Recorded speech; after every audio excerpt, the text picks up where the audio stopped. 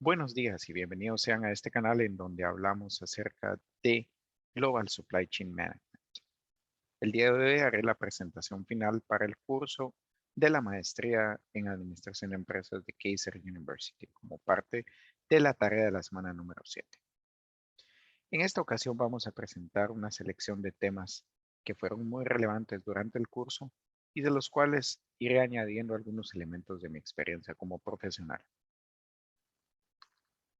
El primero, retomamos la definición de la cadena de suministros.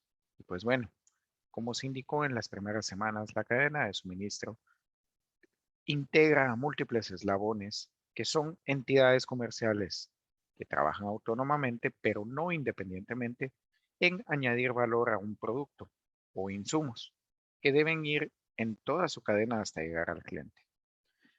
Dentro del punto de vista de mejora continua, se tiende a hablar del mapa de valor, del mapa de generación de valor, el cual tiene mucha relación con la cadena de suministro.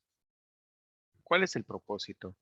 Hemos mencionado la palabra cliente muchas veces y el propósito va relacionado a este. Este es satisfacer una demanda, generar un beneficio para la organización en el camino y hacerlo de una manera sostenible. Así que bueno, ya conociendo de nuevo y retomando el concepto de la cadena de suministro y su propósito, quiero pasar al segundo tópico seleccionado, y es cómo la cadena de suministro en su definición ha ido evolucionando con el tiempo. Y basta con ver esta gráfica que se presenta. Por ahí de los años 60 hablábamos únicamente de una cadena de suministro que se encargaba de distribuir de una manera física tanto productos, insumos, como un mínimo de información.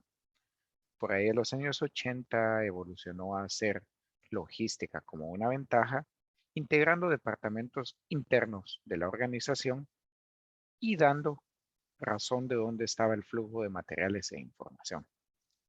Pero fue hasta los años 2000 en donde esta información fue integrada a los procesos de negocio y la logística fue vista en ese momento como generadora de valor. Ya la orientación era totalmente hacia el cliente, por lo cual dejó de empezarse a empujar el producto y los servicios, sino empezar a alar la demanda y la información requerida por los clientes. Para este momento se genera la planificación estratégica y por ahí del año 2010 aparece formalmente el Supply Chain Management. Aquí ya estamos hablando incluso de integración entre diferentes compañías. Estamos hablando de ERPs y Internet de las Cosas, donde ya la información juega un papel trascendental en la Supply Chain Management para poder mejorar la productividad. En este momento aparece para el año 2014 el Supply Chain Networking, en donde ya estamos en la cuarta revolución de la logística. Tenemos también demanda manejada en tiempo real, manejo de riesgos, flexibilidad, colaboraciones entre diferentes instituciones, incluso gubernamentales, por lo cual la cadena de suministro genera cada vez más valor. Continuando con el sistema, con el siguiente tema importante, el manejo de los riesgos o los riesgos en la cadena de suministros. Empecemos por recordar qué es un riesgo. El riesgo es un término de distribución de probabilidad estadística en el cual vemos el rendimiento afectado por un evento de ruptura en la cadena de suministro. Eso es el riesgo en definición. ¿Pero a qué se traduce? Incrementos en los costos de transformación, los de logística y en el peor de los casos, desabastecimiento de los mercados y que el precio se incremente para el consumidor final. El caso más sonado que tenemos últimamente es el del coronavirus y el del conflicto entre Ucrania y China. Y podemos ver que para el año 2021 tuvimos una de las mayores alzas de manera constante en los precios, con la excepción de lo pasado a finales de los años 2007 con la crisis bancaria. Sigamos adelante. ¿Qué se hace con esos riesgos? ¿Cuáles son las opciones como administradores para poderlos manejar? Bueno, como se ha venido diciendo, la cadena de suministro debe ser basada en predicciones, en con anticipación tomar las decisiones correctas. Por lo cual, lo que el administrador de la cadena de suministro puede hacer es mantener un control sobre los riesgos de una manera activa, monitoreándolos frecuentemente con los canales adecuados, mejorando la capacidad de respuesta a través de un diseño organizacional adecuado y ser el primero en liderar el comportamiento correcto de manejo del riesgo. Esto se hace a través de las habilidades de liderazgo gerenciales para poder influir en el resto de la organización. ¿Y cómo esto va evolucionando? Pues bueno, hablemos acerca de una de las últimas tendencias y es el administrador va siendo más exitoso en el manejo de sus riesgos a través de la aplicación de herramientas de información como puede ser la inteligencia de negocios. Y es que, ¿qué es la inteligencia de negocios? Pues es analizar el desempeño de un negocio, de una organización, a través de minar los datos, aprovechar esos datos de una manera representativa estadísticamente y con el correcto flujo de información, brindando una visualización adecuada de las conclusiones y así poder asegurar este flujo de herramientas para la toma de decisiones con la correcta infraestructura y prácticas de uso de los datos. ¿Cuáles son estas buenas prácticas? Contar con un gobierno de la información que asegure que la información fluye de una manera organizada y a las personas correctas, diseñar y dar mantenimiento a esta infraestructura para que podamos siempre confiar en esta información y seleccionar la herramienta adecuada. Del lado derecho pueden observar el esquema básico de la estructura de una información correctamente manejada, al igual que el listado de las herramientas de inteligencia de negocios más utilizadas, donde destaca Microsoft, Tableau y Qlik. ¿Qué se logra a la hora de aplicar inteligencia de negocios de una manera correcta? Pues asegurar que la información esté disponible, que haya flujo continuo de información, que confiemos en estos datos, puedan replicarse los modelos a escala y así se tenga una fácil adopción del cambio. ¿Qué cambio? Tomar mejores decisiones con base en datos.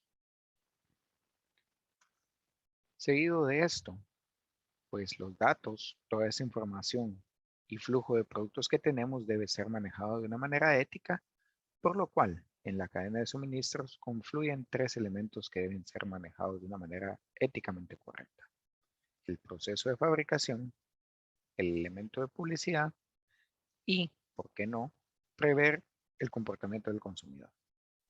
En nuestro caso debemos mantener fiera atención a los comportamientos éticos de nuestros proveedores para asegurarnos que son compatibles con los nuestros. Y es que debemos tener un trato justo con nuestros trabajadores y asimismo asegurarnos que los proveedores hagan lo mismo.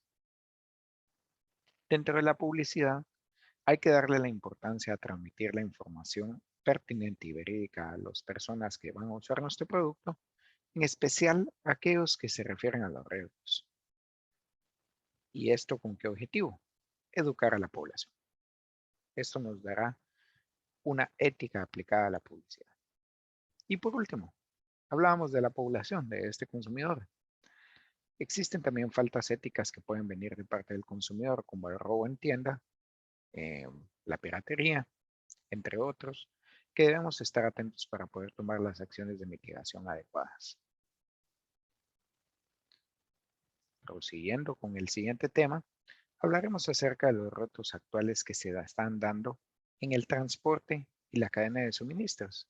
Y pues bueno, ya lo hemos hablado, el sector agroalimentario, la formación y capacitación, la situación post-COVID y el conflicto Ucrania-Rusia son los más sonados últimamente y que podrían tener un impacto negativo en la cadena de suministros. ¿Pero por qué se da esto?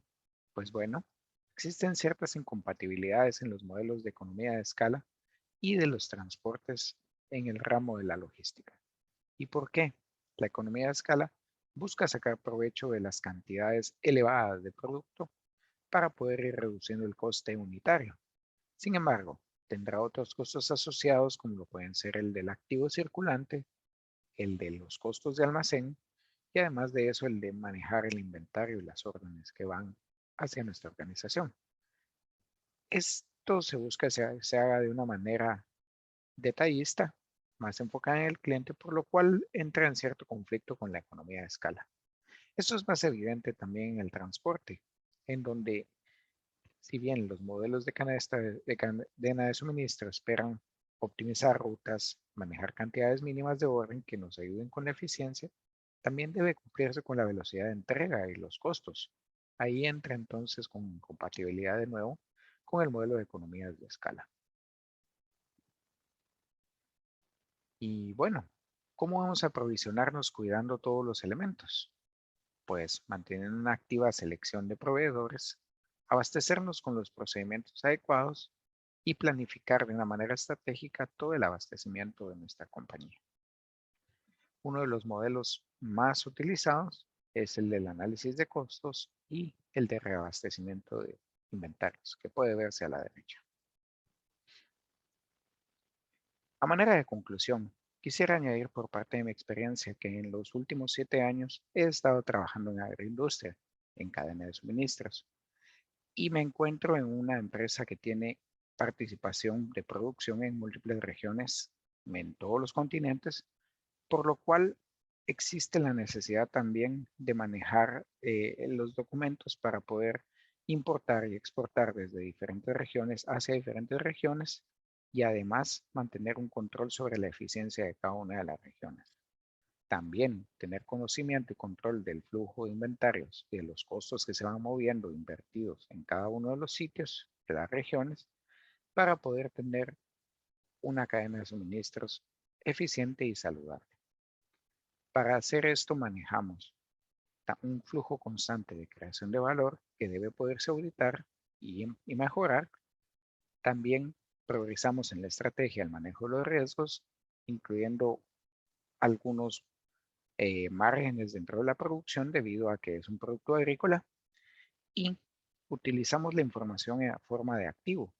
Apoyamos nuestras decisiones de una manera semanal con base a esta información.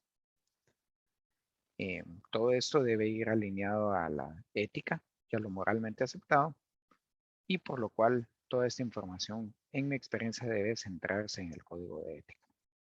Finalmente, los modelos como el modelo de aprovisionamiento que tienden a optimizar los procesos tienden a ser tentadores porque ofrecen números bastante jugosos, pero debe serse maduro como organización para analizar si estamos en la capacidad de implementar y si tenemos certeza de la información ante todo que define el problema.